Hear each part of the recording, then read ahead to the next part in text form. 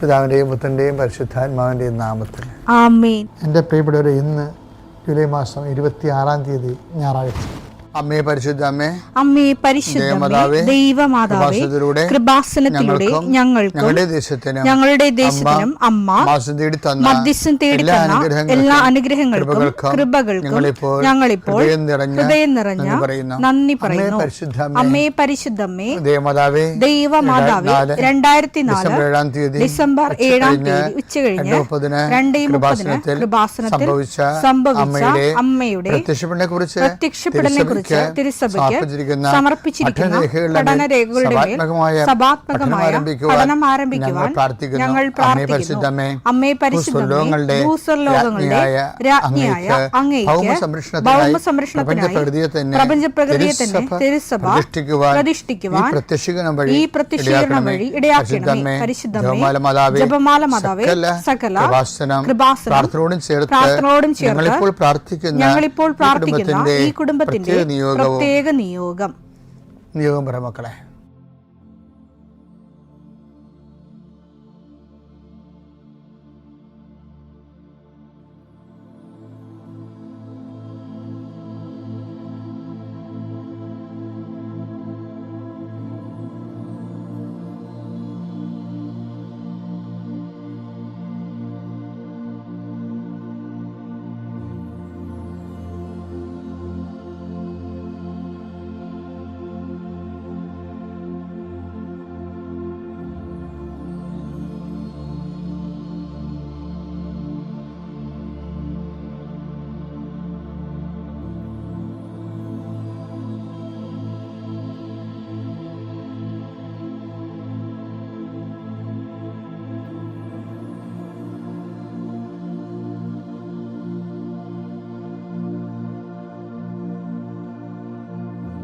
അമ്മയുടെ പ്രത്യക്ഷീകരണത്തിന്റെ ഈ അനുഗ്രഹവേളയിൽ ഞങ്ങൾക്ക് സാധിച്ചു തരുവാൻ കനിയണമേ.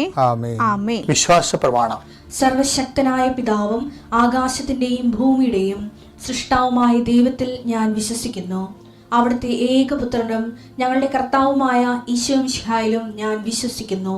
ഈ പുത്രൻ പരിശുദ്ധാത്മാവിനാൽ ഗർഭസ്ഥനായി കന്യകാമറിയത്തിൽ നിന്ന് പിറന്ന് പൊന്തിയോസ് പീലാത്തോസിന്റെ കാലത്ത് പീഡകൾ സഹിച്ച് കുരിശിൽ തറയ്ക്കപ്പെട്ട് മരിച്ച് അടക്കപ്പെട്ട് പാതാളങ്ങളിൽ ഇറങ്ങി മരിച്ചവരുടെ ഇടയിൽ നിന്ന് 3-ാം നാൾ ഉയർത്ത് സ്വർഗത്തിലേക്ക് എഴുന്നള്ളി സർവശക്തിയുള്ള പിതാവായ ദൈവത്തിന്റെ വലതുഭാഗത്തിരിക്കുന്നു. അവിടെ നിന്ന് ജീവിക്കുന്നവരെയും മരിച്ചവരെയും വിധിക്കുവാൻ വരുമെന്നും ഞാൻ വിശ്വസിക്കുന്നു. പരിശുദ്ധാത്മാവിലും ഞാൻ വിശ്വസിക്കുന്നു.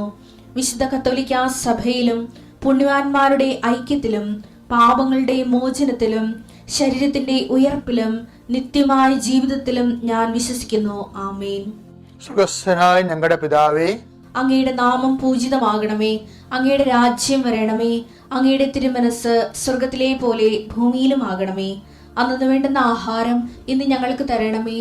ഞങ്ങളോട് തെറ്റ് ചെയ്യുന്നവരോട് ഞങ്ങൾ ക്ഷമിക്കുന്നത് പോലെ ഞങ്ങളുടെ തെറ്റുകൾ ഞങ്ങളോടും ക്ഷമിക്കണമേ. ഞങ്ങളെ പ്രലോഭനത്തിൽ ഉൾപ്പെടുത്തരുതേ, തിന്മയിൽ ഞങ്ങൾ രക്ഷിക്കണമേ. ആമേൻ. നന്മ നിറഞ്ഞ മറിയമേ, സ്വസ്തി. കർത്താവ് അങ്ങയുടെ കൂടെ സ്ത്രീകളിൽ അങ്ങ് അനുഗ്രഹിക്കപ്പെട്ടവളാകുന്നു. അങ്ങയുടെ ഉദരത്തിൻ ഫലമായി ഈശോ അനുഗ്രഹിക്കപ്പെട്ടവനാകുന്നു. പരിശുദ്ധ മറിയമേ, തമ്പുരാന്റെ അമ്മേ, പാപികളായ ഞങ്ങൾക്ക് വേണ്ടി ഇപ്പോഴും ഞങ്ങളുടെ മരണസമയത്തും തമ്പുരാനോട് അപേക്ഷിക്കണമേ. ആമേൻ. കർത്താവിന്റെ ഉന്നതമായ നാമത്തിന് സ്വസ്ഥം ചെയ്യുന്നു. കർത്താവിന്റെ വിശുദ്ധ പൗരോഹിത്യത്തെ മഹത്വപ്പെടുത്തണമേ. കർത്താവ് സഭയിലുള്ള സാന്നിധ്യം പ്രകടമാക്കണമേ. 40 വർഷം ഞാൻ അർപ്പിച്ച കൃപാന്റെ യുഗതിയാൽ കൃപാസനത്താറെ ജീവനോടെ പ്രത്യക്ഷപ്പെട്ട മാതാവിന്റെ മധ്യസ്ഥത്താൽ ഞാൻ മക്കളെ ഈശോ നാമത്തെ ആശീർവദിക്കുന്നു.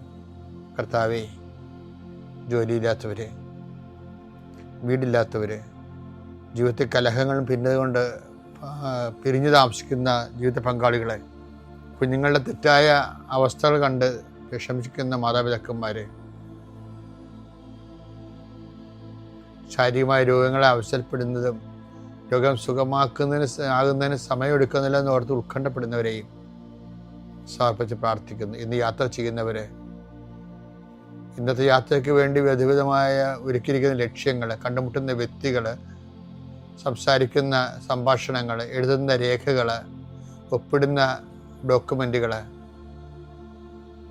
പങ്കെടുക്കുന്ന ഇൻ്റർവ്യൂകൾ, സെൻഡ് ചെയ്യുന്ന മെസ്സേജുകൾ എല്ലാം കർത്താവിൻ്റെ കൃപയാൽ നിറയപ്പെടാനും, നീ ഇന്ന് തിരികെ എത്തുന്ന സമയത്ത് കർത്താവിൻ്റെ കൃപ നിന്നെ നിറഞ്ഞു നിന്നുകൊണ്ട് സന്തോഷം വന്ന് ഉറങ്ങുവാനും, ഇന്നത്തെ ദിവസം മുൻനിർത്തി നീ കണ്ടുമുട്ടുന്ന ഓരോ നിമിഷങ്ങളെയും, നിൻ്റെ ഓരോ സമയങ്ങളെയും, സന്ദർഭങ്ങളെയും, എല്ലാം സംരംഭങ്ങളെയും പരിശുദ്ധമ്മ ദൈവമാതാവിൻ്റെ മധ്യസ്ഥത്തിൽ രാത്രിയും തിരിച്ചെത്തുന്നവരെ കർത്താവിൻ്റെ നാമത്തിൽ മാതാവിൻ്റെ മധ്യസ്ഥതയും ഞാൻ നിൻ്റെ ജീവിതത്തെയും നിൻ്റെ കുടുംബത്തെയും ഈശോ നാമത്തെ ആശീർവദിക്കുന്നു. എൻ്റെ പ്രിയപ്പെട്ടവരെ, പണ്ടേ 90കളിലെ ഞാൻ കടലോര കൃപാവരം ഞാൻ കടലിൽ നടത്തുന്ന കാലത്ത്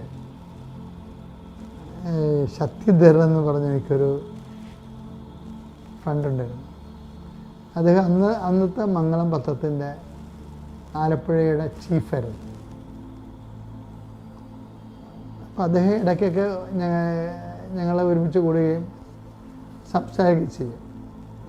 അപ്പോൾ ഒരു ദിവസം സംസാരിച്ചപ്പോഴേ സത്യദേവൻ പറഞ്ഞ് ഫാദറിനോട് സംസാരിക്കുമ്പോൾ ദൈവം ടാഞ്ചിബിൾ ആണെന്ന് തോന്നുന്നത് പറഞ്ഞു.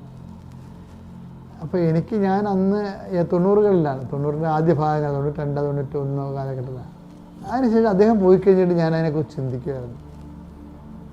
എന്താ കാര്യത്തിനാൽ അപ്പോൾ അദ്ദേഹം ദൈവത്തെ തേടുന്നൊരു മനുഷ്യനാണ്. അപ്പം അതുകൊണ്ട് അദ്ദേഹം എല്ലാവരോടും ഈ ദൈവികമായ കാര്യങ്ങൾ ചെയ്യുന്ന എല്ലാവരോടും അദ്ദേഹം സംസാരിക്കും. അപ്പോഴാണ് അദ്ദേഹം ഇങ്ങനെ ടാഞ്ചിബിൾ ആണെന്നുള്ള വാക്ക് പറയണത്. ഞാൻ ദൈവസ്പർശ്യമാണ്. അപ്പോഴെനിക്കൊരു കാര്യം മനസ്സിലായിരുന്നു. സാധാരണ മനുഷ്യരായാലും ശരി, എലൈറ്റഡ് ആയിട്ടുള്ള ആൾക്കാരായാലും ശരി, അന്വേഷിക്കുന്നത് ദൈവത്തെയാണ്. ദൈവത്തെ എന്ത് അന്വേഷിക്കണേ? അനന്തമായ അജ്ഞാനമായ ദീപ്തിപൂരത്ത് അരുളുന്ന ഒരു അബ്സ്ട്രാക്റ്റ് പ്യുവർ ആക്ട് എന്ന് പറയുന്ന അങ്ങനെയുള്ള ഒരു ദൈവത്തെ അല്ല അന്വേഷിക്കുന്നത്, ടാഞ്ചിബിളായിട്ടുള്ള ദൈവത്തെ അന്വേഷിക്കുന്നത്. ശരിക്കും പറഞ്ഞാൽ ഞാൻ ഇന്ന് നിങ്ങളോടൊക്കെ ലളിതമായിട്ട് സംസാരിക്കുന്നില്ല പല കാര്യങ്ങളും, ദൈവിക കാര്യങ്ങൾ, ആത്മീയ കാര്യങ്ങളും. ആത്മീയ കാര്യങ്ങൾക്ക് വന്ന അബദ്ധങ്ങളെന്ന് പറയുന്നത്, ആത്മീയം എല്ലാ മതങ്ങളിലും ആത്മീയം കുറച്ച് പേരുടെ പണ്ഡിതന്മാരുടെ കൈകളിലായിപ്പോയി. പരിസര കാലഘട്ടങ്ങൾ അങ്ങനെ വന്നായിരുന്നു. ദൈവം എന്ത് ചെയ്യണമെന്ന് ഈ പരിസര തീരുമാനിക്കുന്ന അവസ്ഥ വന്നു. അതിൻ്റെ തിരിച്ചടി എങ്ങനെ വരണത്?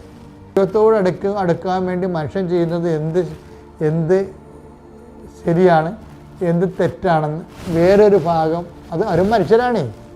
അതായത് ഈ മനുഷ്യനോട് പറയാൻ തുടങ്ങി. അപ്പം ഒരു കൂട്ടം മനുഷ്യർ അവർ മറ്റു മനുഷ്യരെ കാണുമ്പോൾ അങ്ങനെയല്ല ദൈവത്തോട് എടുക്കേണ്ടത്, ഇങ്ങനെയല്ല ചെയ്യേണ്ടതെന്നൊക്കെ പറഞ്ഞുകൊണ്ട് ദൈവത്തിനെ റിസർവ് ആക്കി കളഞ്ഞു. ഇത് ഇന്ത്യയിലും ഇതിൻ്റെ ഒരു വലിയ ഒരു സംഭവമുണ്ട്. അതായത് ഇതെല്ലാം ഇപ്പം നമ്മൾ തന്നെ അറിയത്തില്ല, ഇപ്പം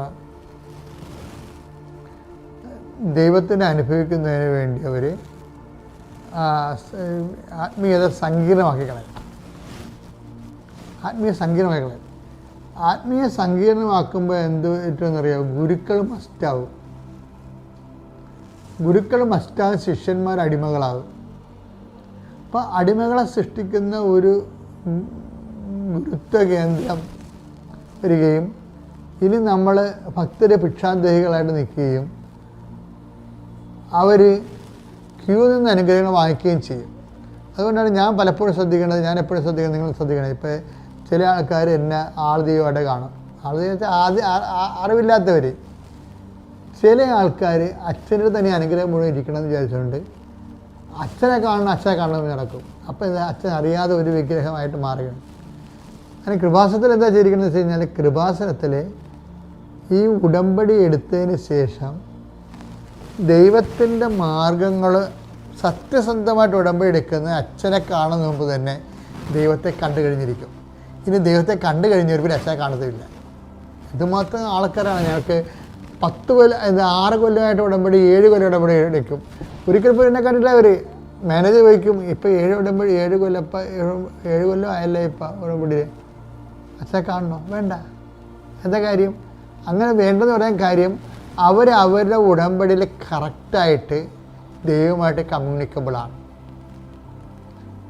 അതാണ് എൻ്റെ വിഷയം. ഞാൻ അതിനെ ഉദ്ദേശിക്കണത് നിങ്ങൾ സ്വതന്ത്രരാകണം. എന്ന് വെച്ച് കഴിഞ്ഞാൽ ഒരാളിൻ്റെ അടുത്താണ് കൃപയുടെ ബാങ്കിങ് എന്നൊക്കെ പറഞ്ഞു കഴിഞ്ഞാൽ മറ്റുള്ളവരിങ്ങനെ ബാങ്കിൽ നമ്മൾ ലോൺ എടുക്കണ പോലെ ക്യൂ നിന്ന് ആത്മീയതയെ ഇങ്ങനെ, അത് ക്രിസ്തുവിൻ്റെ ആധ്യാത്മികത എന്ന് പറയുന്നത് നിങ്ങൾക്കറിയാമല്ലോ. പഴയ നിയമ കാലഘട്ടങ്ങളിൽ രാജാക്കന്മാർക്കും സൈന്യാധിപന്മാർക്കൊക്കെ ഗിദെയോനെ പോലുള്ള നീതിമാന്മാർക്കും ന്യായാധിപന്മാർക്കൊക്കെയാണ് പരിശുദ്ധാത്മാവ് കിട്ടുന്നത്. ഇതൊന്നും ദൈവത്തിൻ്റെ പദ്ധതിയല്ല. അതുകൊണ്ടാണ് പത്രോസ് ഒരു മത്സ്യത്തൊഴിലാളി പരിശുദ്ധാത്മാവ് നിറഞ്ഞു നിന്നുകൊണ്ട് പറയണില്ലേ, പരിശുദ്ധാത്മാവ് നിറഞ്ഞു നിന്നുകൊണ്ട് പത്രോസ് പറയുന്നത് എന്താണ്? അന്നാളുകളിൽ എൻ്റെ ആത്മാവിനെ ഞാൻ എല്ലാവർക്കും അയക്കുമെന്ന്. നിങ്ങളുടെ പിതാക്കന്മാർക്ക് സ്വപ്നങ്ങൾ കാണും, അവർ യൂത്താവും.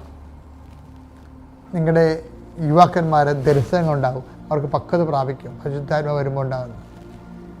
അപ്പോൾ ഒരു കാരണവശാലും ആരുടെയും ഒരു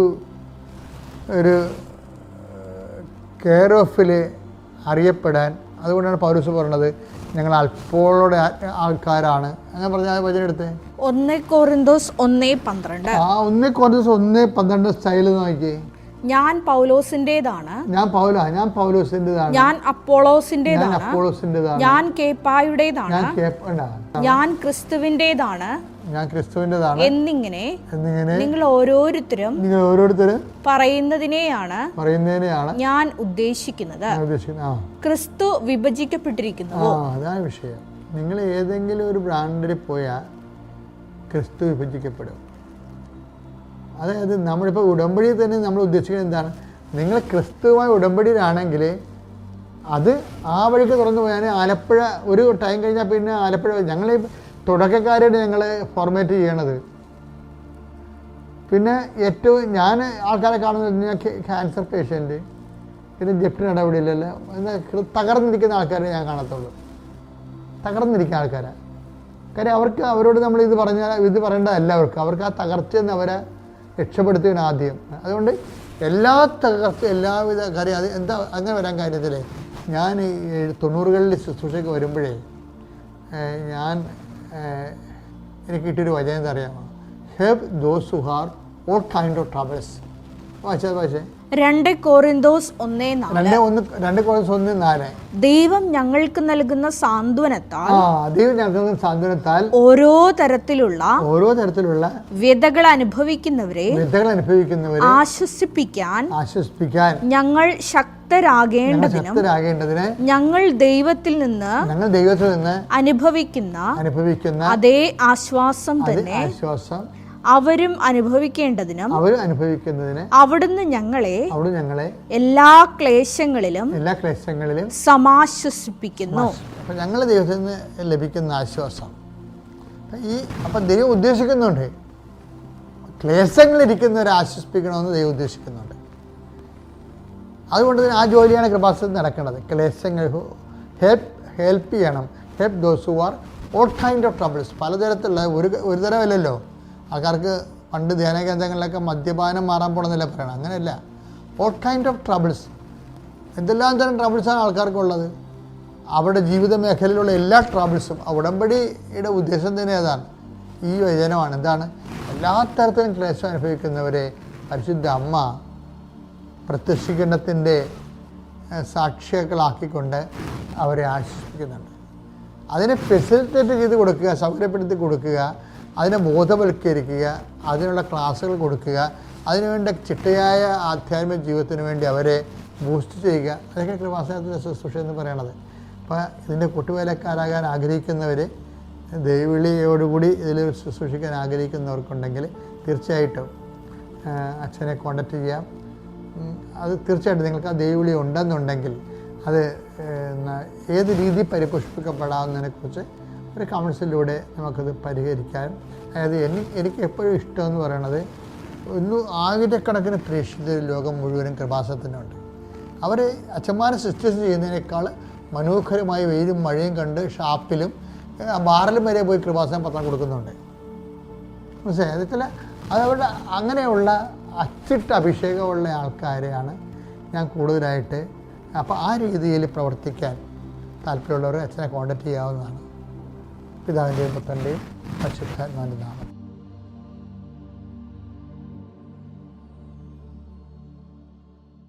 അത്യപൂർവ ദൈവാനുഭവങ്ങൾ ഇനി നിങ്ങൾക്കും സ്വന്തം. ഈ യൂട്യൂബ് ചാനൽ ഇതുവരെ സബ്സ്ക്രൈബ് ചെയ്തിട്ടില്ലെങ്കിൽ ഇപ്പോൾ തന്നെ സബ്സ്ക്രൈബ് ചെയ്യുക. ഈ വീഡിയോ ഇപ്പോൾ തന്നെ നിങ്ങളുടെ സുഹൃത്തുക്കൾക്ക് ഷെയർ ചെയ്തുകൊണ്ട് കർത്താവിന്റെ പ്രേക്ഷിതരാകുക.